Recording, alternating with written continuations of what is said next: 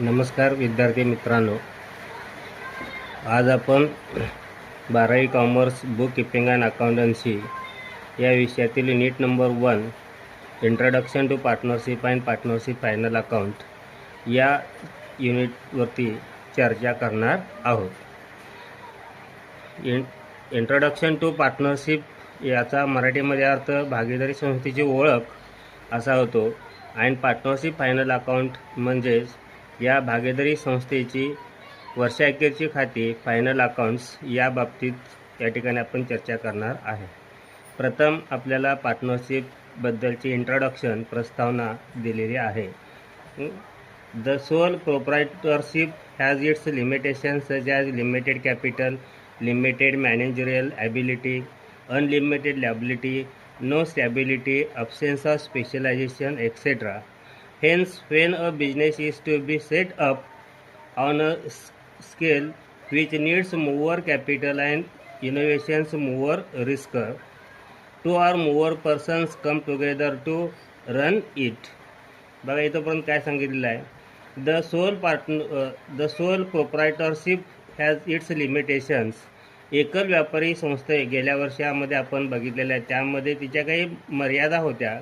सच as limited capital म्हणजे एकल व्यापारी संस्थेमध्ये मर्यादित भांडवल होते, लिमिटेड मॅनेजरियल स्किल व्यवस्थापकीय कौशल्य ॲबिलिटी ही मर्यादित होती, अनलिमिटेड लॅबिलिटी दायित्व हे अमर्यादित होतं, नो स्टॅबिलिटी त्या व्यवसायाला स्थिरता नव्हती, ॲब्सेन्स ऑफ स्पेशलायझेशन वैशिष्ट्यीकरणाचा अभाव इत्यादी काही लिमिटेशन्स म्हणजेच मर्यादा या ठिकाणी एकल व्यापारी संस्थेमध्ये होत्या।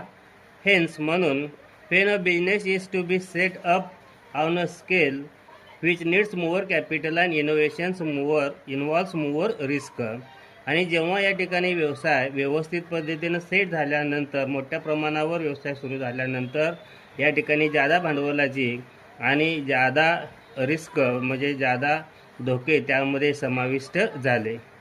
यासाठी two or more persons come together to run it, यासाठी मग दोन किंवा दोनपेक्षा अधिक व्यक्ती हा व्यवसाय सुरू करण्यासाठी एकत्र आल्या। They agree to share the capital, त्यांनी भांडवल पुरवण्यासाठी ते सहमत झाले। द मॅनेजमेंट करण्यासाठी पण ते सहमत झाले, व्यवस्थापन करण्यासाठी। The risk and profit of the business, आणखीन त्या व्यवसायातील बिझनेसमधील धोका आणि त्या धोक्यापासून मिळणारा जो काय नफा आहे तो नफा या ठिकाणी विभागून घेण्यासाठी ते सहमत झाले। Such mutual relationship based on the agreement amongst these persons is termed as partnership. आणि अशा पद्धतीनं या व्यक्तींचं, अशा पद्धतीने एकत्र आलेल्या व्यक्तींचं जे काय नातेसंबंध असतो की ज्यामध्ये त्यांनी अशा प्रकारचे धोके किंवा नफा विभागून घेण्याचे ठरवलेलं असतं, त्या व्यवसाय संघटनेला पार्टनरशिप असं म्हटलं जातं। The persons who have entered in to the partnership are individually known as partners. भागीदारी संस्थेमध्ये ज्या काही व्यक्ती एकत्र आलेल्या असतात त्यांना वैयक्तिकरित्या पार्टनर्स भागीदार असं म्हटलं जातं। And collectively as a firm, आणि भागीदारी संस्थेतील हे भागीदार आणि भागीदारीचा व्यवसाय या संपूर्ण संघटनेला भागीदारी संस्था फर्म असं म्हटलं जातं। Then meaning and definition of partnership, यानंतर आपल्याला भागीदारी संस्थेची व्याख्या आणि अर्थ या ठिकाणी बघायचा आहे। Partnership is an organisation where there is an association of two or more persons. बघा, भागीदारी हे एक व्यवसाय संघटन प्रकार असून त्यामध्ये दोन किंवा दोनपेक्षा अधिक व्यक्तींचं असोसिएशन संघटन असतं। Come together to carry on a business with a view to share profits or losses of the firm, त्या व्यवसायामध्ये होणारा नफा किंवा तोटा विभागून घेण्यासाठी ह्या व्यक्ती इथं भागीदारी संस्थेमध्ये एकत्र आलेल्या असतात। हा भागीदारी संस्थेचा अर्थ मिनिंग झालं। Partnership is an organisation where there is an association of two or more persons, यामध्ये दोन किंवा दोनपेक्षा अधिक व्यक्तींचं संघटन असोसिएशन असतं। Coming together to carry on a business, आणखीन ते या ठिकाणी व्यवसाय सुरू करण्यासाठी, चालू करण्यासाठी एकत्र आलेले असतात। विथ अ व्ह्यू, या हेतूनं, with a view to share profits or losses of a firm, त्या व्यवसायामध्ये होणारा नफा किंवा तोटा विभागून घेण्यासाठी त्या व्यक्ती एकत्र आलेल्या असतात। आता डेफिनेशन, व्याख्या। Indian partnership act 1932 section 4 defines the partnership as. बघा, भारतीय भागीदारी कायदा हा 1932मध्ये झालेला होता. पहिला भागीदारीचा कायदा त्याला म्हटलं जातं. स्वातंत्र्यपूर्व कालखंडामध्ये हा या ठिकाणी ब्रिटिश राजवटीमध्ये कायदा केला होता. या कायद्यातील कलम 4 नुसार पार्टनरशिपची व्याख्या ही पुढील प्रमाणे केली जाते. It is an relation between persons who have agreed to share the profits of a business carried on by all or any one of them acting for all. याचा अर्थ सर्वातर्फे एकाने किंवा सर्वांसाठी सुरू केलेल्या व्यवसायातील नफा विभागून घेण्यासाठी ज्या काही व्यक्ती एकत्र आलेल्या असतात त्यांच्यामधील नातेसंबंधाला रिलेशन पार्टनरशिप फर्म असं म्हटलं जातं. It is an relation between persons. Relation म्हणजे संबंध. Between persons who have agreed to share. समज झालेले असतात कशासाठी? To share profits of a business. व्यवसायातील प्रॉफिट शेअर करण्यासाठी ते एकत्र आलेले असतात. आणि हा व्यवसाय कसा असतो? कॅरीड बाय ऑल म्हणजे तो सर्वांनीच चालू केलेला असतो. और एनी वन ऑफ देम किंवा त्यापैकी एकाने. ॲक्टिंग फॉर ऑल म्हणजे सर्वांसाठी. याचाच अर्थ सर्वांसाठी किंवा सर्वांच्या मार्फत एकाने सुरू केलेल्या व्यवसायातील नफा विभागून घेण्यासाठी एकत्र आलेल्या ज्या व्यक्तीमधील नातेसंबंध असेल त्याला भागीदारी संस्था असं म्हटलं जातं. सर्वातर्फे एकाने किंवा सर्वांसाठी सुरू केलेल्या व्यवसायातील नफा किंवा तोटा विभागून घेण्यासाठी एकत्र आलेल्या व्यक्तीतील नातेसंबंधालाच या ठिकाणी पार्टनरशिप असं म्हटलं जातं. ही भारतीय भागीदारी कायदा 1932मधील व्याख्या दिलेल्या ही एकच व्याख्या या ठिकाणी खूप महत्त्वाची आहे. Next, according to professor Handy, partnership is an relation existing between persons competing to make contract who agree to carry on a lawful business in a common with a view to earn a private gain. बघा, यामध्ये काय सांगितलेलं आहे? Partnership is an relation existing between persons competent to make contract who agree to carry on a lawful business in a common with a view to earn a private gain. वैयक्तिक नफा मिळवण्यासाठी ज्या काही व्यक्तींच्या मधील एक कायदेशीर व्यवसाय या ठिकाणी सुरू केलेला असतो त्या व्यवसायालाच या ठिकाणी भागीदारी संस्था असं म्हटलं जातं. प्रोफेसर हँडी यांनी ही भागीदारी संस्थेची व्याख्या या ठिकाणी दिलेली आहे. त्यानंतर फीचर्स ऑफ पार्टनरशिप फर्म. भागीदारी संस्थेची वैशिष्ट्ये, फीचर्स या ठिकाणी आपल्याला बघायचे आहेत. बघा, या ठिकाणी भागीदारी संस्थेची फीचर्स इथून सुरुवात होतात. 1 2 3 4 5 6 7 8 9. भागीदारी संस्थेच्या फीचर्समध्ये पहिल्यांदा ॲग्रीमेंट येतो. ॲग्रीमेंट म्हणजे ठराव किंवा करार, सहमतीदर्शक. Partnership is an result of agreement between partners. भागीदारी संस्था हा या ठिकाणी व्यक्तींच्या मधील ॲग्रीमेंटचा रिझल्ट आहे, परिणाम आहे. It could be written or oral. हा जो काय करार असणार आहे किंवा ॲग्रीमेंट ठराव असणार आहे तो लिखित किंवा ओरल तोंडी असू शकतो. A written agreement is preferred so that it can be used as a proof in the court of law and such written agreement is known as partnership deed. जरी या ठिकाणी हा करार किंवा ठराव लिखित किंवा तोंडी जरी असला तरी देखील लिखित करार हा अधिक चांगला मानला जातो, कारण तो कोर्टामध्ये पुरावा म्हणून या ठिकाणी आपल्याला सादर करता येतो.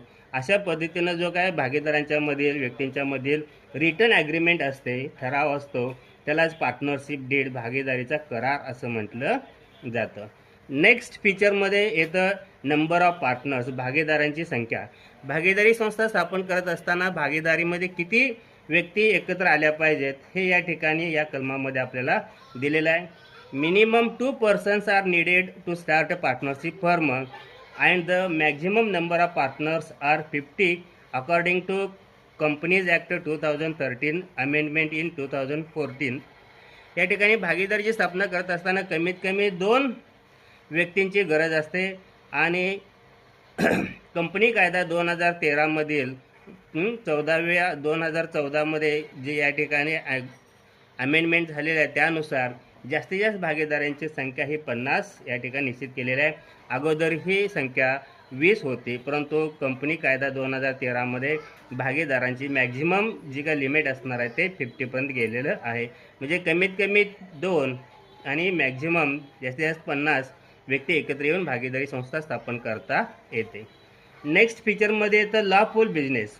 याचा अर्थ भागीदारी संस्थेमध्ये जो काय व्यवसाय, भागीदारीमध्ये जो काय व्यवसाय केला जाणार आहे तो लॉफुल असला पाहिजे, कायदेशीर असला पाहिजे.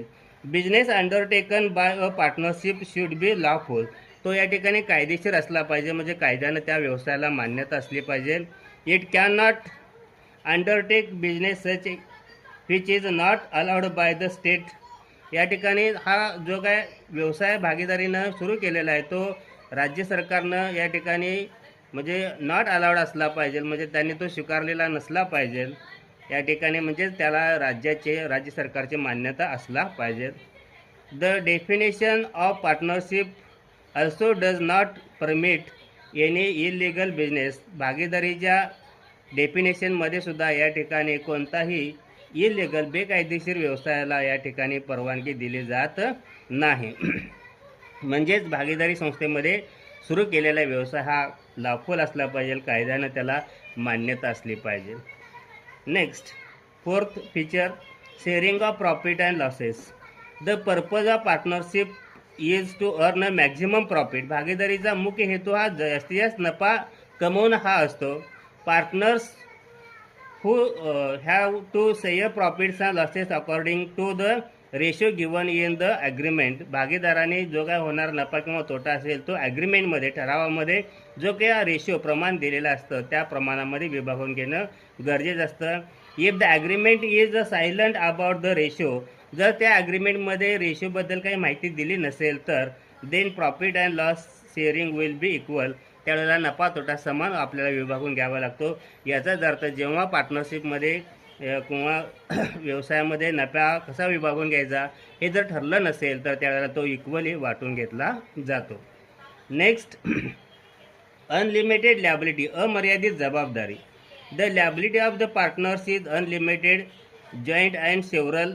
That is partners are liable still the last rupee in their pocket. भागीदारांची जे काय भागीदारीमधील जे काय जबाबदारी असते ती या ठिकाणी अनलिमिटेड, मर्यादित आणि संयुक्त अशा स्वरूपाची असते.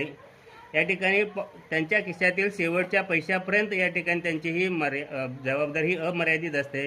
याचाच अर्थ जर व्यवसायातील जर मालमत्ता किंवा पैसे कमी पडले देण्या भागवण्यासाठी तर त्या भागीदारांच्या खाजगी मालमत्तेतील संपूर्ण रक्कम वापरली जाऊ शकते.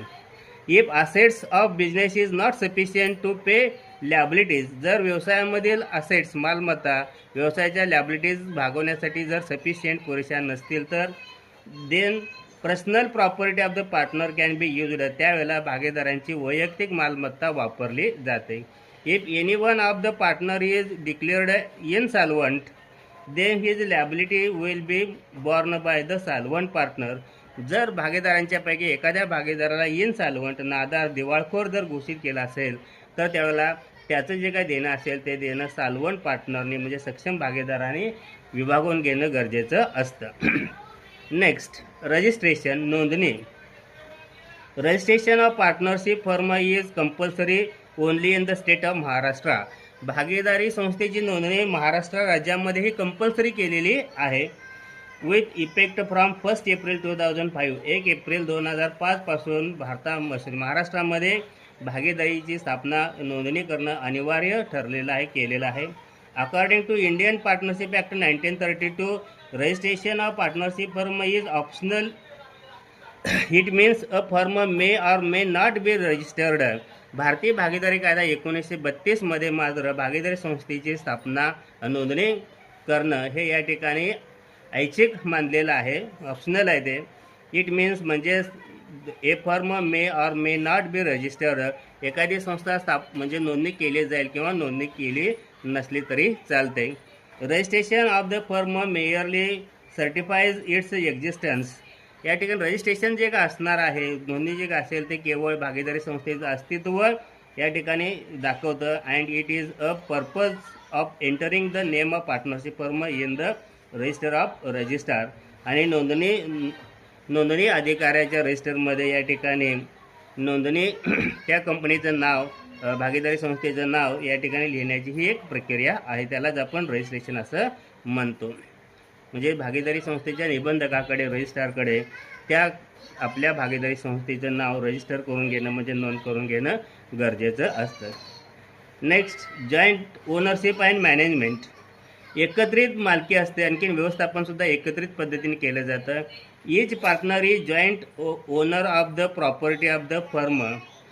या भागीदारी संस्थेतील प्रत्येक प्रॉपर्टीमध्ये, मालमत्तेमध्ये या ठिकाणी सर्व भागीदार संयुक्तरित्या मालक असतात. त्यांची संयुक्त मालकी असते, जॉईंट ओनर असतात ते. So no partner can use property for personal use. आणखीन त्यामुळे एखादा भागीदार वैयक्तिक वापरासाठी ती प्रॉपर्टी, मालमत्ता वापरू शकत नाही. All partners have equal rights in managing of the firm. प्रत्येक भागीदाराला भागीदारी संस्थेतील व्यवस्थापन करण्याचा समान हक्क असतो. So all partners are jointly responsible for the management of the firm. आणि म्हणूनच भागीदारी संस्थेतील व्यवस्थापनासाठी सर्व भागीदार जॉईंटली, संयुक्तरित्या जबाबदार असतात, रिस्पॉन्सिबल असतात. Next, principal and agent. The partners works in two fold capacities, that is principal and the agent. या ठिकाणी भागीदारीमध्ये काम करत असताना दोन टप्प्यानुसार किंवा दोन तत्वानुसार ते काम करत असतात. एक असतो प्रिन्सिपल अँड एजंट, म्हणजे मालक आणि दलाल या स्वरूपाचं नातं त्या भागीदारांच्या मध्ये असतं.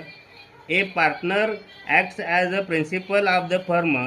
भागीदार भागीदारी संस्थेचा मालक म्हणून पण कार्य करू शकतो. With outsiders and with other partners he acts as a agent.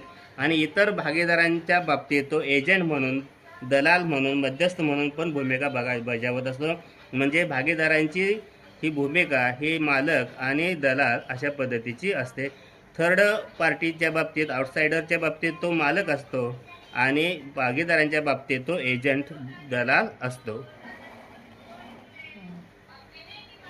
Next, dissolution. Dissolution means विसर्जन, winding of the firm. A partnership firm can be dissolved through agreement between the partners. भागीदारांच्या मधील ॲग्रीमेंटनुसार या ठिकाणी भागीदारी संस्था डिझॉल्व्ह म्हणजे विसर्जित केली जाऊ शकते, बंद केली जाऊ शकते. If a partners wants to close the firm, he can dissolve the firm by giving 14 days notice. जर एखाद्या भागीदाराला भागीदारी संस्था संपुष्टात आणायची असेल, बंद करायची असेल, तर तो इतरांना 14 दिवसांची नोटीस देऊन ती भागीदारी संस्था तो डिझॉल्व्ह, विसर्जित करू शकतो. The firm can also be dissolved if a partner dies or retires, becomes insolvent or insane. या ठिकाणी जर एखादा भागीदाराचा मृत्यू झाला, भागीदारी सोडून गेला, किंवा भागीदार नादार झाला, किंवा भागीदार या ठिकाणी इन्सेन म्हणजे या ठिकाणी वेडा झाला असेल, तर या ठिकाणी भागीदारी संस्था विसर्जित केली जाऊ शकते. त्यानंतर आपल्याला पुढे बघायचं आहे पार्टनरशिप डीड. भागीदारीचा करार म्हणजे काय? The document containing the partnership agreement among the partners is called a partnership deed. महत्त्वाची व्याख्या आहे, लक्षात घ्या. The document containing the partnership agreement among the partners is called partnership deed. भागीदारांच्या मधील जे काय ॲग्रीमेंट ठरलेले असते, त्यांचा ठराव ठरलेला असतो, त्या ठरावाचं जे काही डॉक्युमेंट असणार आहे, दस्तऐवज असणार आहे, त्याला पार्टनरशिप डीड असं म्हटलं जातं. त्यालाच आपण थोडक्यात return agreement between the partners असं म्हणतो.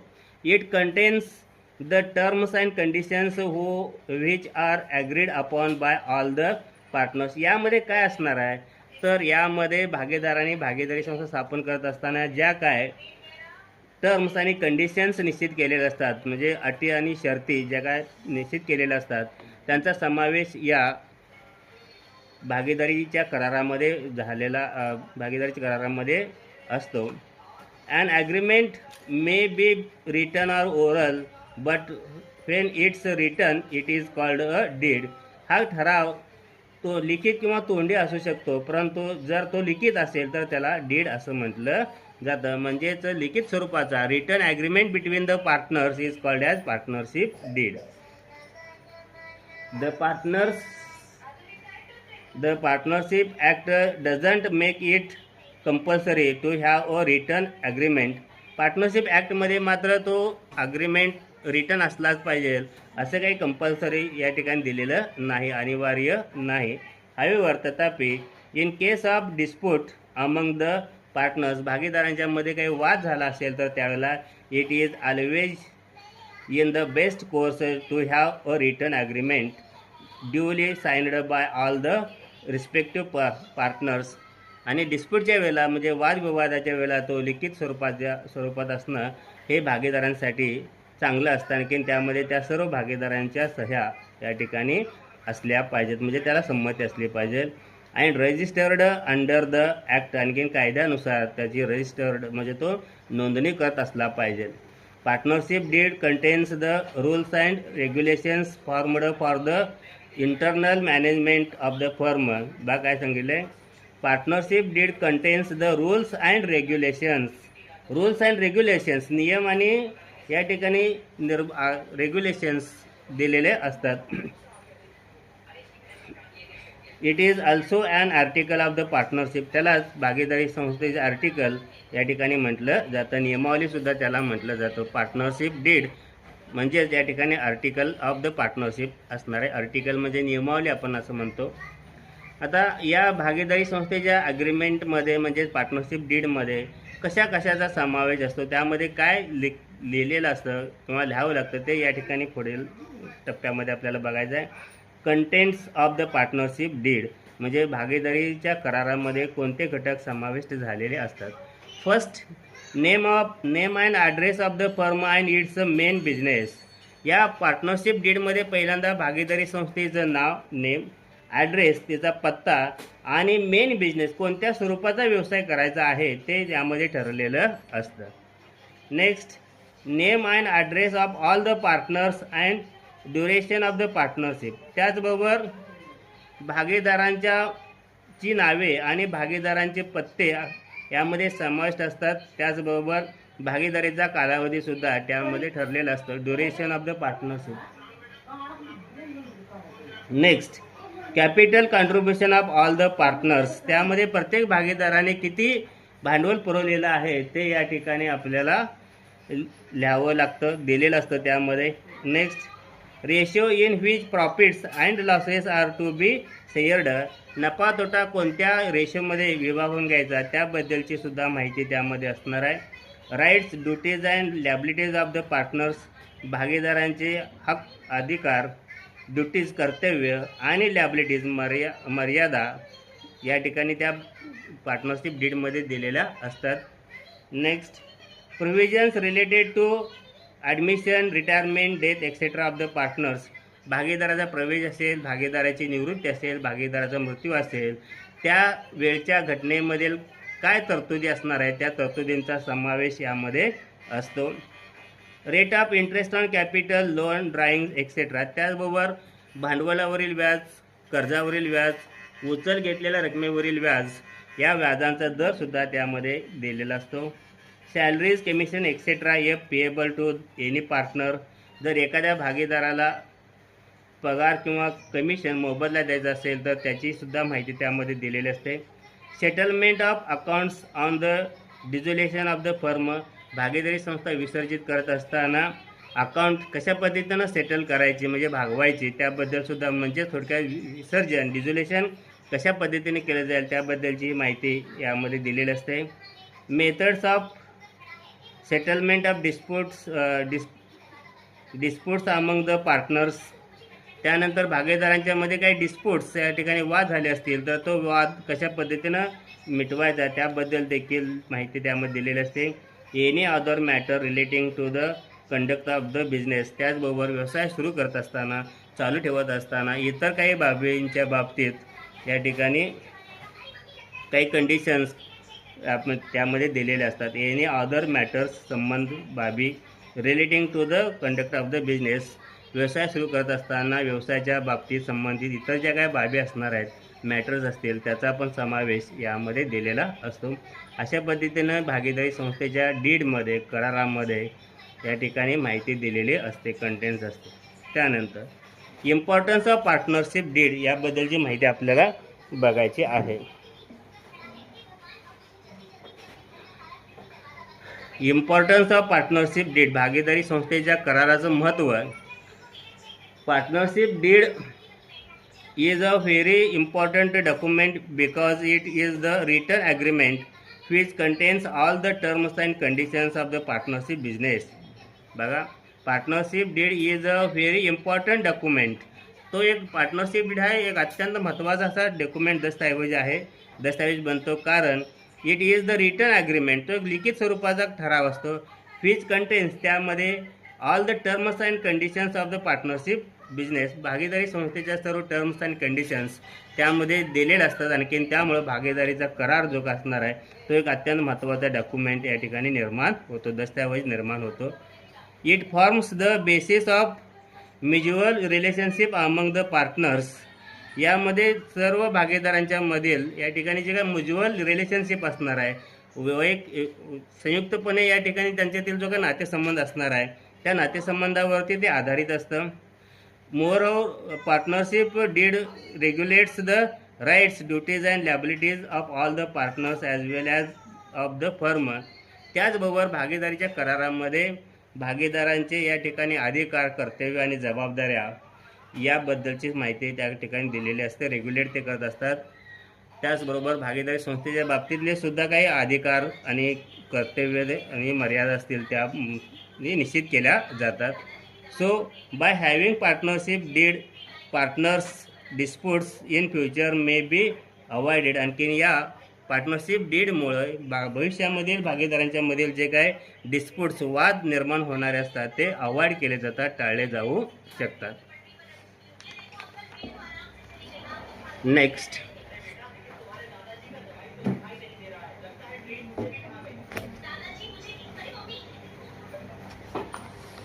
hence it is always in future to have a written agreement, that is partnership deed, duly signed by all the partners and registered under the partnership Indian Partnership Act 1932. Hence it is always in favor so have a written agreement, आणि म्हणून या ठिकाणी return agreement असणं अत्यंत गरजेचं आहे. That is partnership deed duly signed by all the partners, सर्व भागीदारांची सही त्यामध्ये असली पाहिजे आणि त्याची नोंद या ठिकाणी पार्टनरशिप ॲक्ट 1932 मध्ये या ठिकाणी रजिस्टर केलेली असली पाहिजे, नोंदणी केलेली असली पाहिजे. Next, provision of Indian partnership act 1932, भारतीय भागीदारी कायदा 1932 मधील तरतुदी नेमक्या काय ते आपल्याला या पॉईंटमध्ये बघायचं आहे. At the time of formation of partnership firm a document is prepared called as partnership did.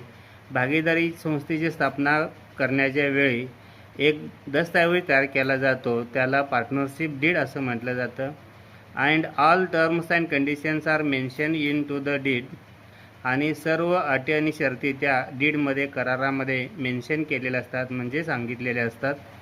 But if the partnership deed is silent about any point, परंतु जर पार्टनरशिप डीडमध्ये एखाद्या बाबीबद्दल, घटकाबद्दल जर माहिती दिलेली नसेल तर then this issue is solved as per the provision in partnership act 1932 section number 12 and 17 are made applicable to the determine the following issues. आणि जर त्यावेळेला एखाद्या इश्यूबद्दल जर माहिती दिली नसेल तर भारतीय भागीदारी कायदा 1932 मधील कलम 12 व 17 मधील तरतुदी या ठिकाणी एखाद्या मुद्द्याबाबतीत लागू होतात किंवा त्या तरतुदीनुसार एखाद्या बाबीविषयीचा निर्णय हा घेतला जातो.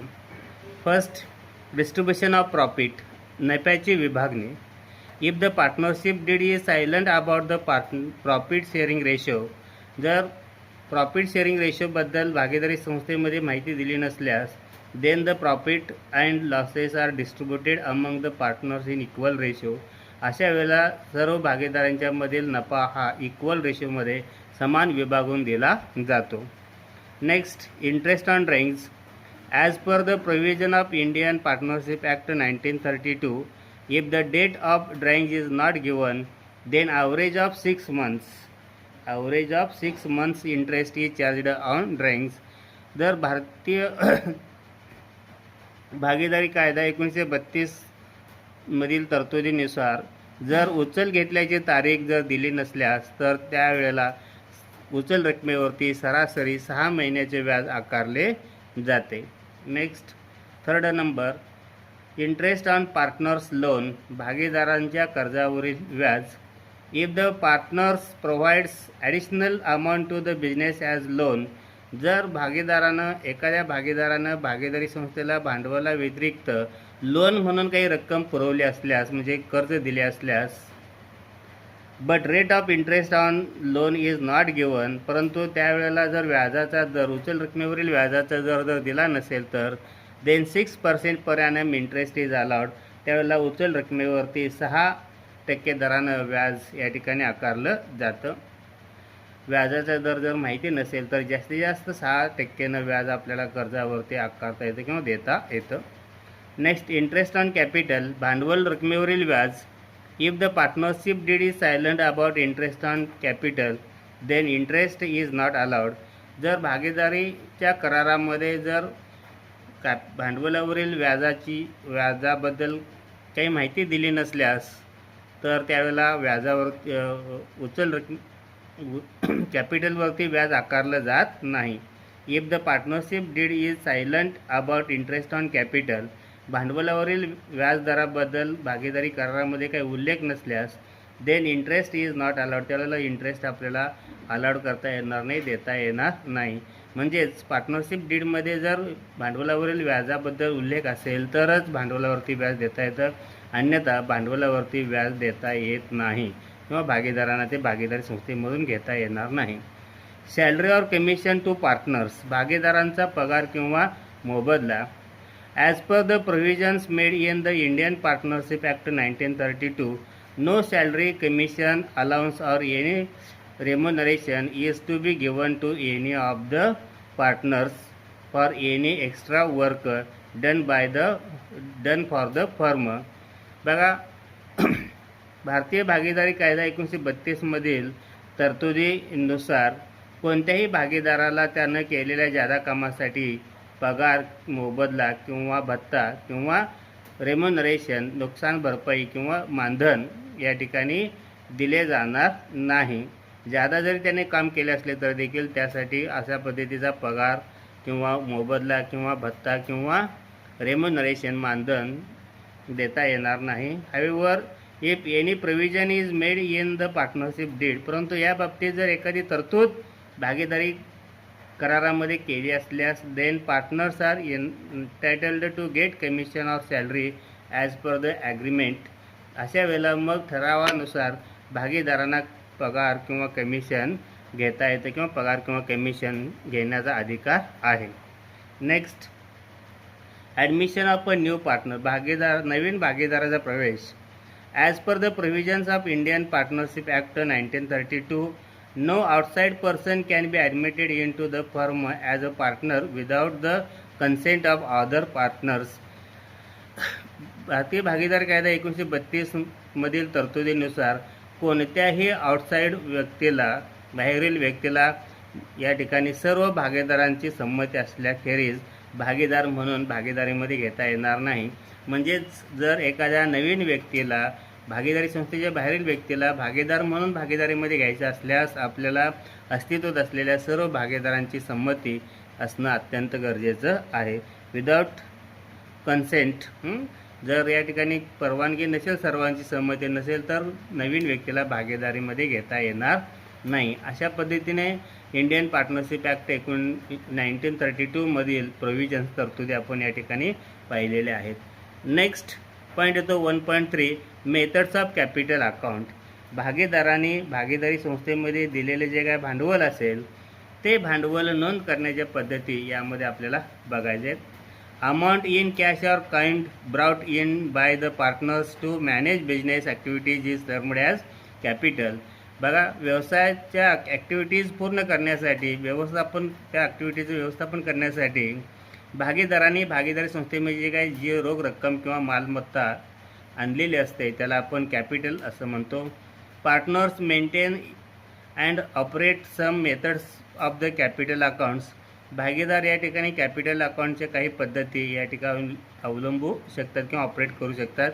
The two methods of capital accounts are discussed below. खाली या ठिकाणी आपल्याला दोन पद्धतींचा अभ्यास करायचा आहे किंवा खाली दोन पद्धती दिलेल्या आहेत. मेथड्स ऑफ कॅपिटल अकाउंट बघा, यामध्ये ट्री डायग्राम करून दिलेला आहे. Methods of capital account, first is fixed capital method, second is fluctuating capital method. Under fixed capital method two accounts are prepared, first is capital account and second is current account. In fluctuating capital method only capital account is maintained. या ठिकाणी बघा, भांडवल लिहून ठेवण्याच्या दोन पद्धती आहेत. Fixed capital method म्हणजे स्थिर भांडवल पद्धत आणि फ्लक्च्युएटिंग कॅपिटल मेथड म्हणजे अस्थिर किंवा बदलती भांडवल पद्धत असं त्याला आपण म्हणतो. फिक्स्ड कॅपिटल मेथडमध्ये दोन खाती तयार केली जातात प्रत्येक भागीदारांच्यासाठी, कॅपिटल अकाउंट आणि करंट अकाउंट. फ्लक्च्युएटिंग कॅपिटल मेथडमध्ये फक्त कॅपिटल अकाउंट तयार केलं जातं. आता या दोन पद्धतीबद्दल आपण सविस्तर चर्चा करूया.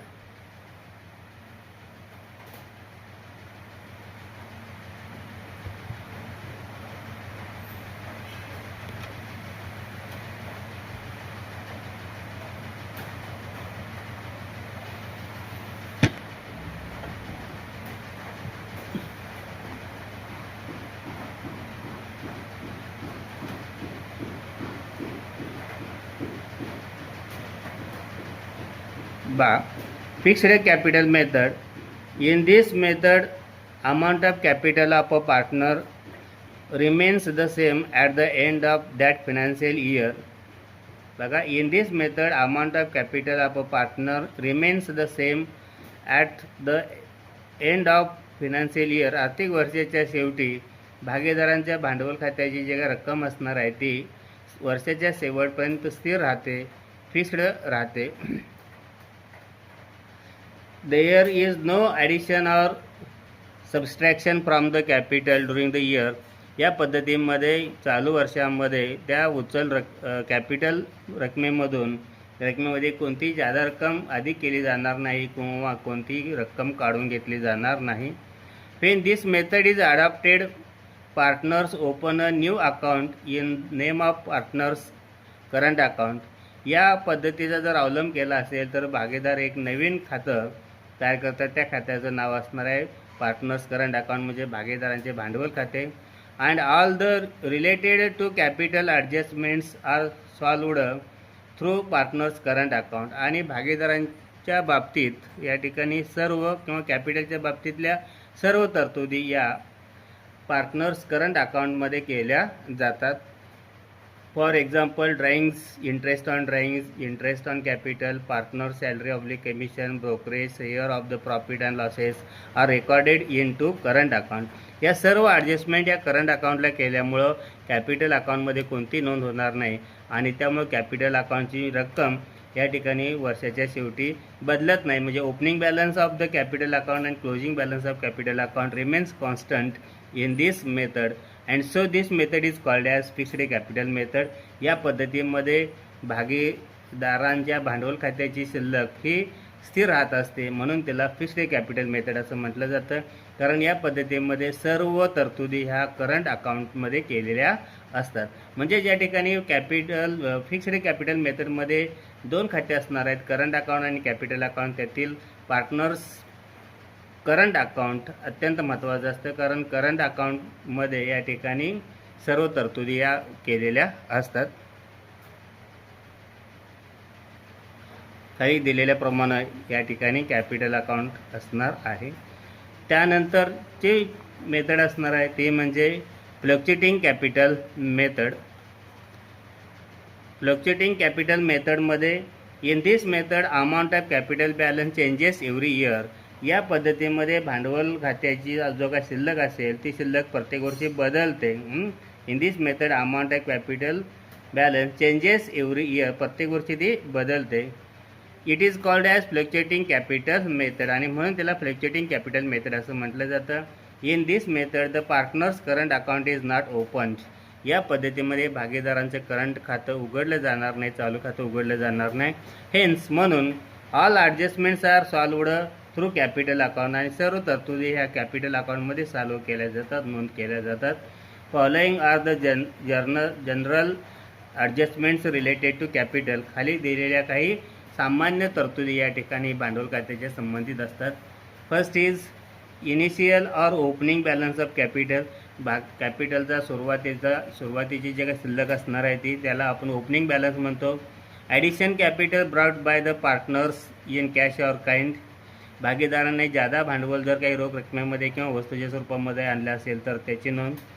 Salary oblique commission payable to partner. Salary किंवा कमिशन या ठिकाणी भागीदाराला देय असेल तर त्याची नोंद असणार आहे. Interest payable on capital balance to the partners. भागीदारांच्या भांडवलावरती देय असलेलं व्याज. Drawings made during the year. चालू वर्षामध्ये भागीदारांनी घेतलेली उचल. आणि interest payable on drawings by the partners. आणि भागीदारांच्याकडून भागीदारी संस्थेला उचल रकमेवरती जे काय व्याज देणे आहेत ते व्याज, त्याचा उल्लेख यामध्ये असतो. Next, withdrawal of part of the capital by the partner. जर पार्टनरने आपल्या भांडवलामधील काही रक्कम काढून घेतली असेल तर.